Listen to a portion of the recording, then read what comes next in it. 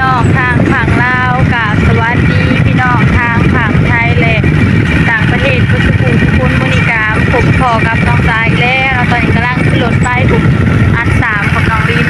สบายดีน้องลินสบายดีเนี่ยสิน้องลินเพื่อนขี่รถอยู่ตอนนี้แม่ขึ้นรถอยู่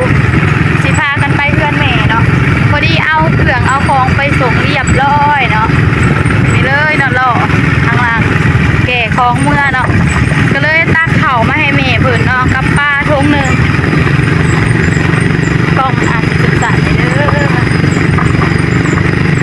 เพราะว่าแม่เพิ่นก็อยู่3คนอยู่กับน้องทิ้งถ้วยเลยค่ะน้องวันดีเนาะ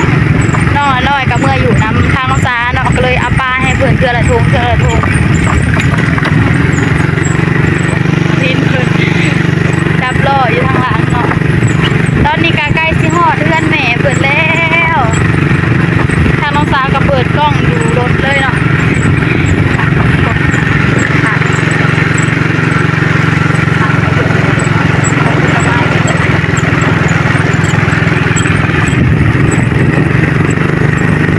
ตอนนี้ก็ใกล้สิฮอดเตาถ่านเลย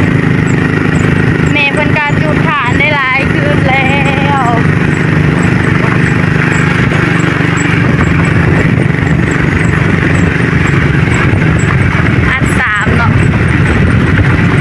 มีรถสเล้งทุกคนกามิจะเอาหล่อเลยแล้ว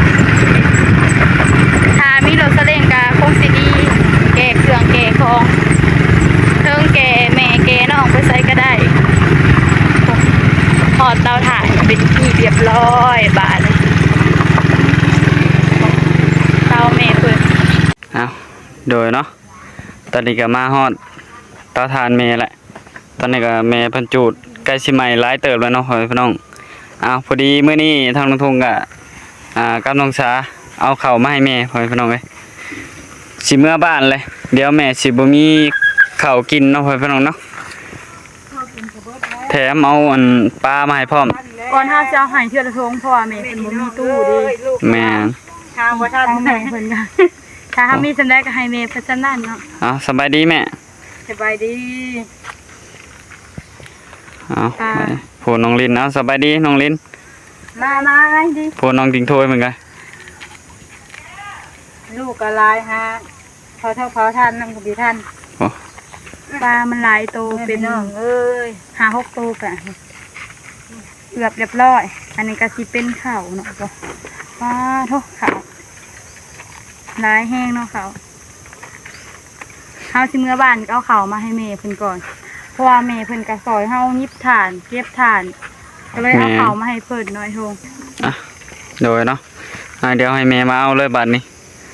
มันต้องว่าหลายย้ายห่างเนาะสิไปต่อเลยจนมันสิค่ำบ่ฮู้แล้วสิไปใส่กันได้สิเมื่อเตรียมตัวอยู่เฮือนบ่แล้วปั่นเครื่องปั่นของเลยแม่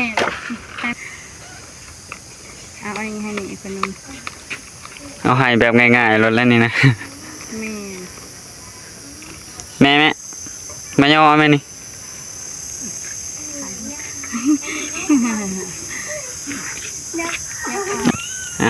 โดยบัดนี้ปลาจะกระปีกินหน่อยถูกอยากเห็นได้ก็เห็นเอามาห่อได้เผาไปเห็นปลาถูกเตาถ่านทั้งเนี่ยถึงกันเนาะพ้นกาตกใส่เนาะเมื่อวานนี่น้ำกระหงบนเลยเป็นก็เลยมาที่ดินไว้แม่เข้าขึ้นไปเหยียบก็ได้เองถูกได้อยู่แหน่ทักแม่จะเหยียบแหน่ทักใช่ไหมถูก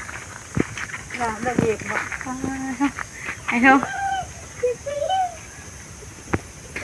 เตาใหญ่เนาะได้ประมาณ3-4 สอบพอแหละทางนี้เพื่อนคือว่าใหญ่แห้งเนาะเป็นกระดูดแต่เมื่อวานเขาก็ได้เมื่อแล้ววันนี้โดย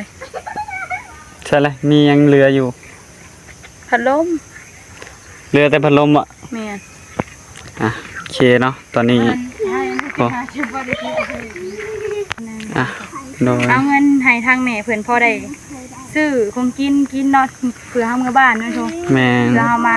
ให้ทางแม่เพื่อนเลยให้แบบง่ายๆเนาะแบบคนกันเองเลยทุกแม่ก็คนกันเองอยู่แล้วเนาะเพราะว่าข่าวเพื่อนก็ขึ้นไปไหวแล้วเอาไว้มาเมื่ออื่น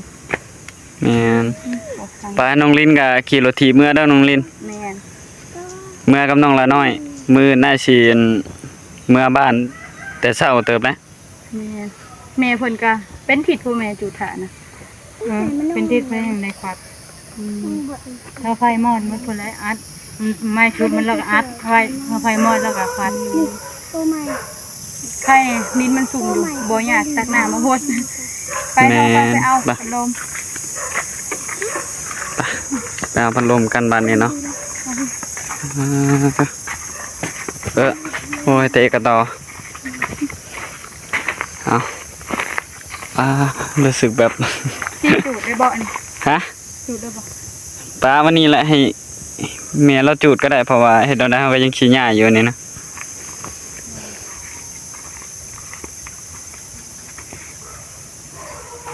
พัดลมเอา เตียงอันนี้กับป้าไว้ให้อีเมลเป็นไส้ก่อนเนาะบัดเฮาย้ายไปทางอื่นจังเอาไปนำ เดี๋ยวมาไว้แล้วคุณเนี่ยท่องเดี๋ยวมาไว้เดี๋ยวนี้ โดยพอปลาตูบนี่ก็คักเนาะเสียดายแต่ได้ง่ายคักอยู่ตูบนี่ก็ได้ทางลุงทุ่งก็พยายามเฮ็ดให้ดีที่สุดเลยแหละตูบนี่ก็ได้ พัดลมเอาขนมก็มี2หน่วยนะอยู่กันนั้นเอาแล้วแม่ฮะเอาบัดนี้ก็สิได้พากันเมื่อเลยเนาะค่ำเลยก็สิพากันเมื่อสักเครื่องสักของไว้มื้ออื่นก็ลงไปหาน้องผู้พาเนาะน้องผู้พาเพิ่นก็สบายดีเนาะเพิ่นก็เริ่มโตอันนั้นขึ้นแล้วโตขึ้นเลยโอ้ไอ้โชงจ้ะขับรถมาแล้วค่ะ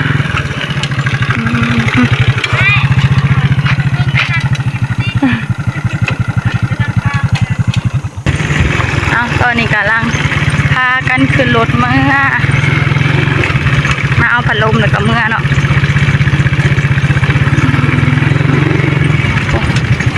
บรรยากาศงามเลยอาทิตย์ประมาณนี้ตอนนี้กำลังพากันเมื่อไอ้ทงยันรถถีบมองลินเมื่อเนาะรถถีบกับบ่ได้เป็นยันแต่หักยันกันเมื่อ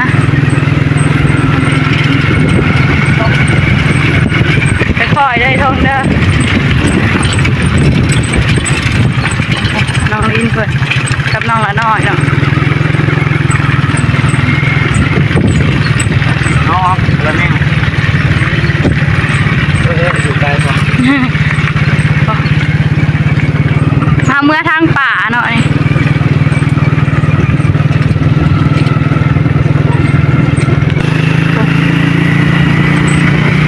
ค่อยได้ทงน้องลินเพื่อนโอ้ยดอกลีเดอร์ฟู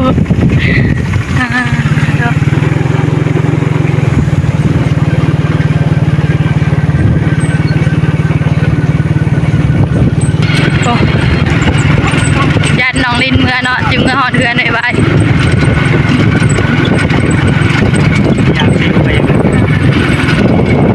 เมื่อทางนี้เอาก่อน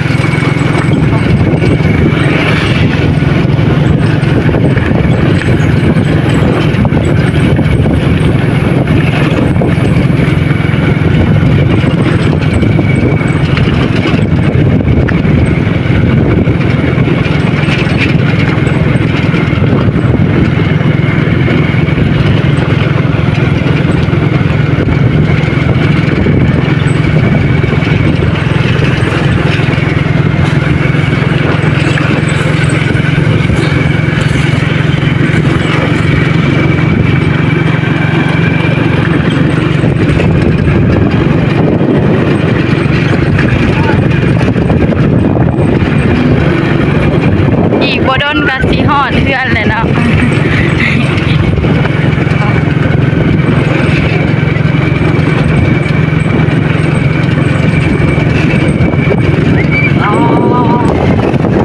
เอาไปสิฮอดดินจะตัดตามใจเลยเนาะ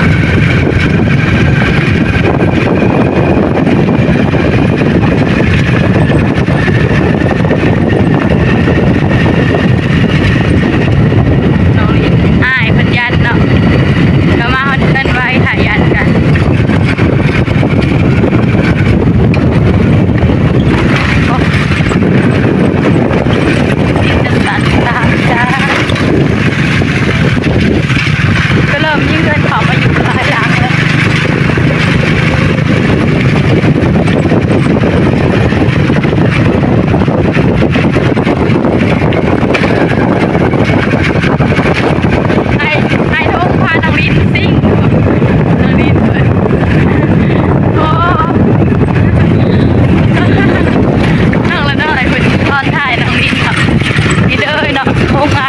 อด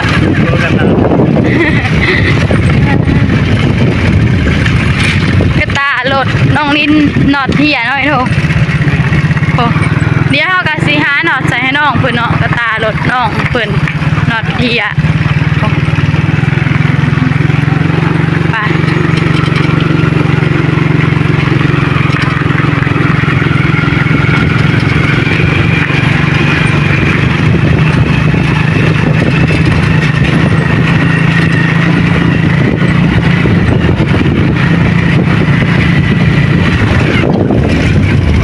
สวยเนาะ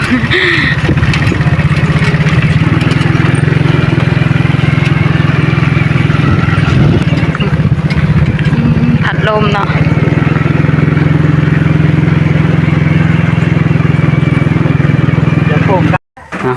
โดยเนาะตอนนี้ก็มาหอดเทือนแล้วพอดีเอาเข่าวเอาปลาเอาเงินให้แม่เพิ่นพอได้ซื้อแนวกินเนาะพ่อพี่น้องเนาะเพราะว่าทางแม่เพิ่นก็เก็บทานซอยยิบทานซอยเนาะพ่อพี่น้องโดยโอ้พักกกดอกไม้นี่ต้นบักใหญ่นึงเนาะโอ้ต้นหมกบวบก็เริ่มใหญ่แล้วเนาะพ่อพี่น้องเนาะโอ้เอาโดยเนาะโอ้พักหมกบวบพี่ทางนี้ก็หมกบวบคือกันเนาะพ่อพี่น้องอันนี้ก็หมกบวบคือกันโอ้หมักอันนี้ก็เริ่มขึ้นข้างแล้วเนาะพ่อพี่น้องเนาะแต่ยังบ่เป็นหมากเลยเนาะเนี่ยมาเบิ่งอันนี้ต่ออันนี้เป็นหมักแตงพ่อพี่น้องเอ้ยทางโรงเรียนเพิ่นบ่ได้มาอยู่เฮือนตั้ง 2-3 มื้อแล้วเนาะเพราะว่าแต่ได้มารดน้ำพักซื่อๆพ่อแม่พี่น้องเอ้ยบางมื้อก็มาบางมื้อก็บ่ได้มาแน่เพราะว่าพากันเฮ็ดเวียกอยู่พุ่นโอ้อันนี้ก็เริ่มใหญ่แล้วเนาะพ่อแม่พี่น้องเนาะโอ้โดยนี่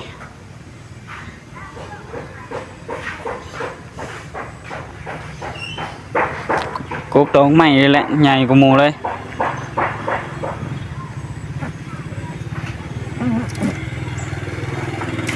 มีกงมุกเพชรเนาะแต่ว่าคือสิบ่ค่อยเป็นหมากปานใดกงมุกเพชรนี่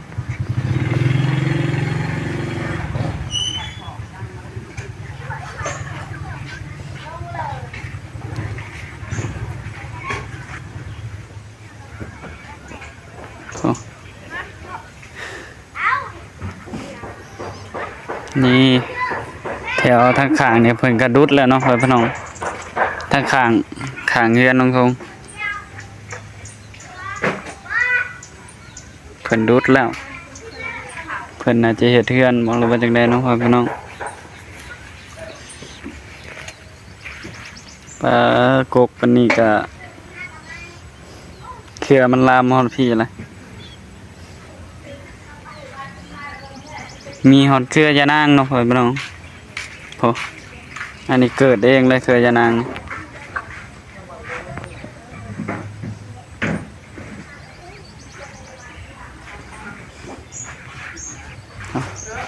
ทางทงก็บ่ได้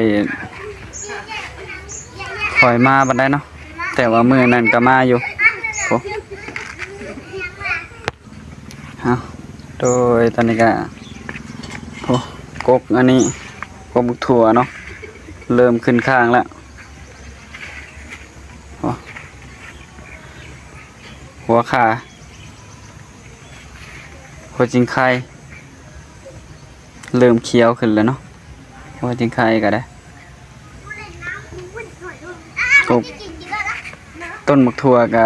เริ่มใหญ่คือกันซุมนี้ก็ได้ไปเดี๋ยวพาไปเบิ่งแถวล้างบ้านเนาะพี่น้องโดยทางล้างบ้านนี่ผู้ว่าเป็นจังได๋แน่เนาะพี่น้องเนาะให้น้องลินเพิ่นมาจอบเบิ่งอยู่ไปเบิ่งนำกันเลยน้องคงก็บ่ได้มาดนเลยบางมื้อก็มาอยู่แต่ก็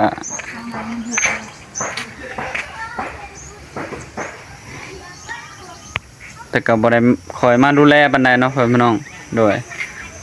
โ อ่ามันก็อันนี้อยู่เนาะพ่อพี่น้องมันบ่มีปวกขึ้นเลย